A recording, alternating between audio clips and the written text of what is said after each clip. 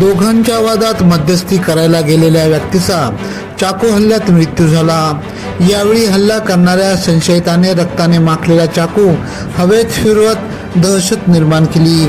शुक्रवार दिनांक 9 मे रोजी पहाटे 3:30 वाजेच्या सुमारास आडगाव नाका परिसरात घडलेल्या या रक्तरंजित थरारकात जयवंत यशवंत पवार वय 40 राहणार अमरधाम रोड जुने नाशिक यांचा मृत्यू झाला।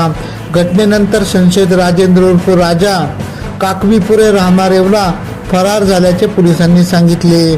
पोलिसांनी दिलेल्या माहितीनुसार या प्रकरणी जयवंत पवार यांची पत्नी गीता पवार यांनी आडगाव पोलीस ठाण्यात फिर्याद दिली आहे। त्यानुसार जयवंत पवार हे त्यांचा मित्र विनोद आगळे उर्फ वस्ताद यांच्यासह शुक्रवार दिनांक 8 मे रोजी रात्री फेरफटका मारत होते। फिरता फिरता शनिवारी पहाटे 3:30 वाजेच्या सुमारास जयवंत व विनोद बुलेटवरून आडगाव नाका परिसरात आले। यावेळी राजेंद्र उर्फ राजा काकवीपुरे हा पंचर दुकानाजवळ मद्यप्राशन करीत होता। यावेळी राजा आणि विनोदमध्ये काही कारणांनी बाचाबाची झाली।